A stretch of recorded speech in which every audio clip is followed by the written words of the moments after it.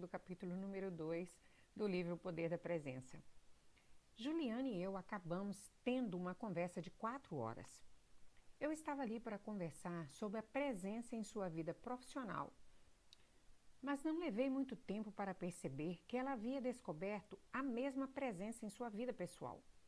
Trajando camisa de flanela, calça legging e meias de lã, e linda como sempre, ela estava lavando as dezenas de castiçais usados durante a festa de fim de ano que promovera na noite anterior, ao mesmo tempo que se divertia com o marido e a filha, discutindo sobre comer ou não cupcakes antes do café da manhã, conversando sobre quais faculdades visitar com o filho, que estava prestes a terminar o ensino médio, e rindo comigo enquanto contávamos histórias sobre momentos constrangedores da criação de filhos. Quando li a transcrição da entrevista, fiquei horrorizada. Havíamos levado 2 das 4 horas batendo papo sobre as coisas mais triviais. E eu tinha falado quase tanto quanto ela.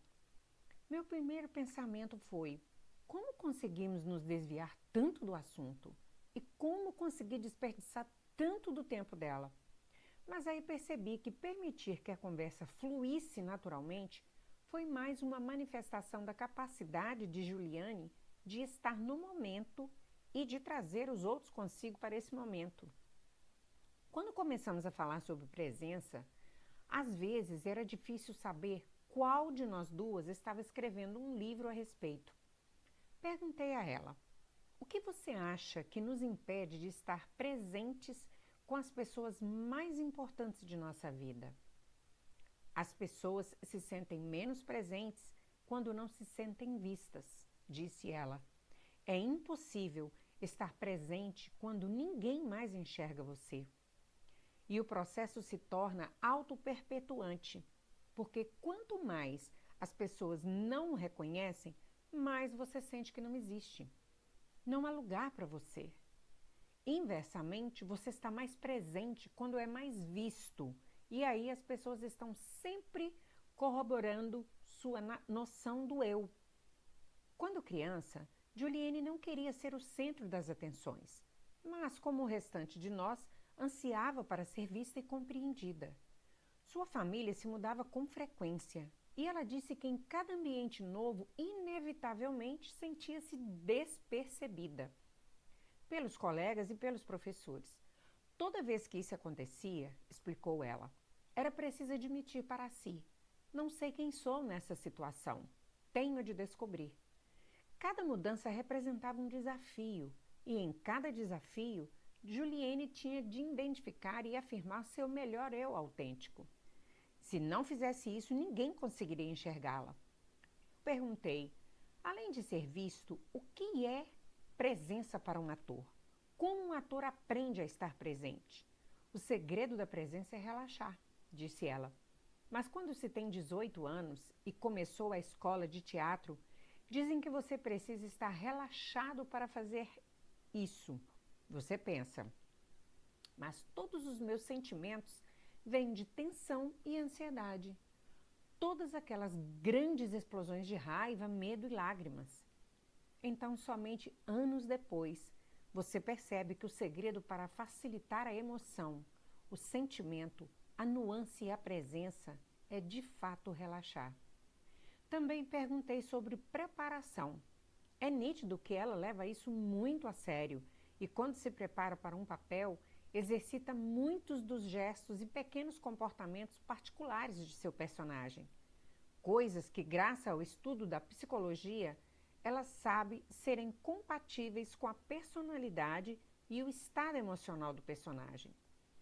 Fico suficientemente preparada para me permitir uma experiência diante da câmera, diz. Se não estou preparada, fico em pânico. Não consigo estar presente. No entanto, preparação, reconhece ela, é apenas parte da coisa toda. Conforme já explicou no programa Inside the Actors Studio, ela deixa 95% da atuação para serem descobertos no set de filmagem. Quero ter uma ideia de quem é o personagem e então quero chegar lá e experimentá-lo diante da câmera. Vamos abordar mais amplamente a questão da preparação. Às vezes, as pessoas pensam de maneira equivocada que estou sugerindo que eliminemos totalmente a preparação e que, em vez disso, apenas improvisemos. Não estou. Claro que não podemos nos sentir suficientemente seguros para estar presentes se não refletirmos sobre o teor do que gostaríamos de transmitir. Numa reportagem para a Harvard Business Review sobre a preparação para uma entrevista de emprego, Karen Dillon, coautora de Como Avaliar Sua Vida, informa em que devemos nos concentrar.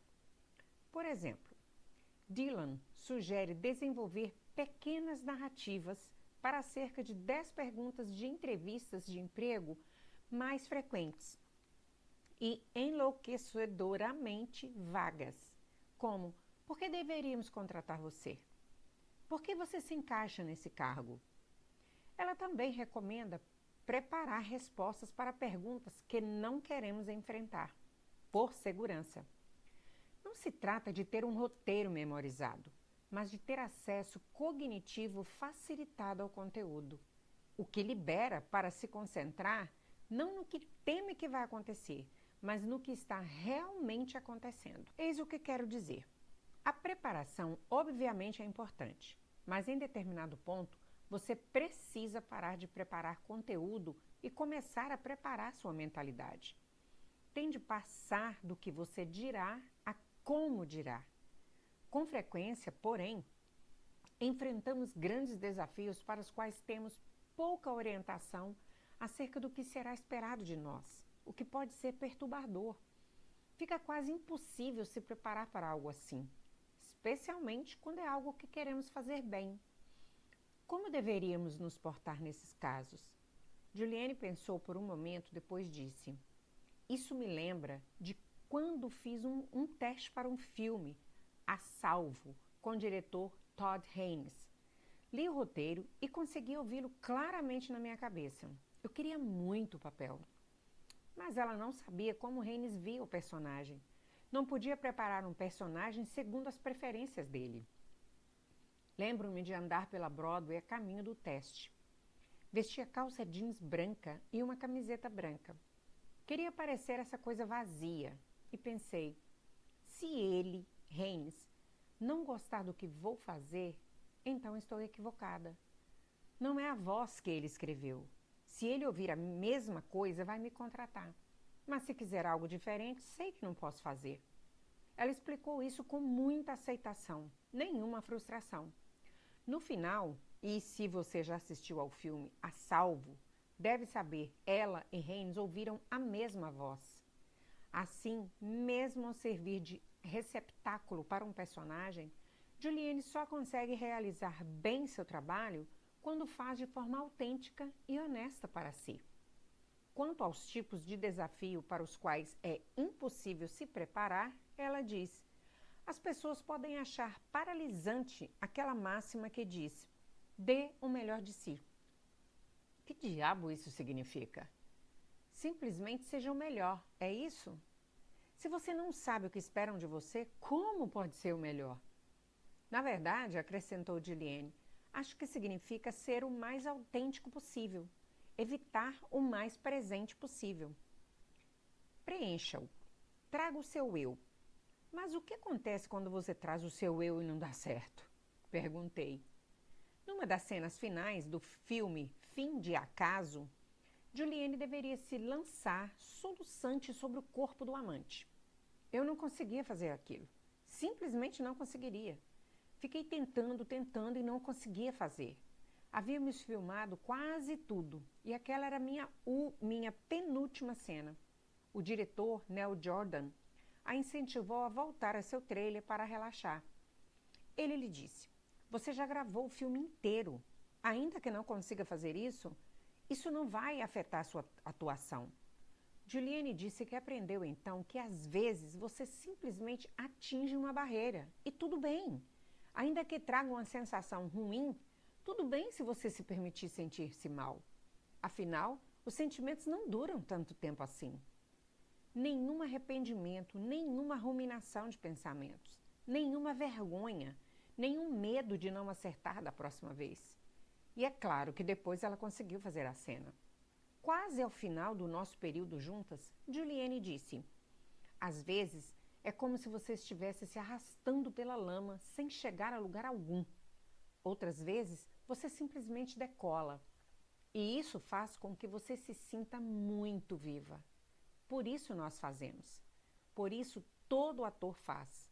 Para que esses momentos não sejam artificiais, mas pareçam transcendentes. Ela continuou: a sensação de impotência e o desgaste tornam a pessoa tensa demais para estar presente. Caso haja uma proteção contra o dano emocional ou a humilhação, a pessoa também não consegue estar presente, porque existe um comportamento defensivo.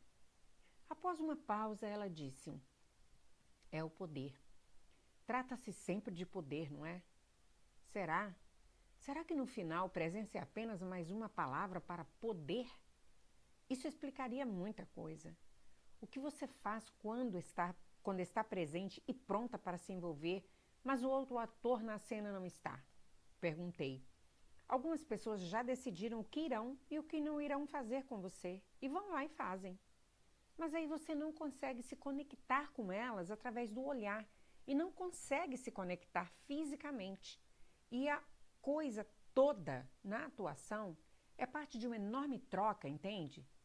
O mais empolgante é quando duas pessoas presentes estão conectadas e, mesmo sem saber o que vai acontecer, trazem algo juntas. É aí que acontece o transcendente. Mas se o outro ator não está envolvido, o poder da presença às vezes é capaz de superar até mesmo esse obstáculo, ressaltou Juliane. Quando você está presente e disponível, as pessoas têm um desejo de lhe oferecer seu eu autêntico. Você só precisa pedir. Elas podem resistir a se abrir de início, mas acabarão oferecendo toda a sua história de vida, disse Juliane. E isso se deve ao desejo que as pessoas têm de serem notadas. Então eu falei: parece que quando você se torna presente, permite que os outros estejam presentes. A presença não torna você dominante no sentido alfa. Na verdade, permite que você ouça as outras pessoas e que elas se sintam ouvidas e se tornem presentes. Você pode ajudar as pessoas a se sentirem mais poderosas, ainda que não consiga lhes dar poder formal. Ela faz uma pausa e seu rosto se iluminou. Isso. E quando isso acontece, quando sua presença consegue evocar a presença delas, você eleva tudo, concluiu. Uau! Gente, terminamos o capítulo número 2. Se você está me ouvindo e ainda não se inscreveu no nosso canal, por favor, se inscreva agora, clica no sininho para você ser notificado toda vez que a gente subir um novo vídeo e te vejo daqui a pouco no próximo capítulo. Até lá!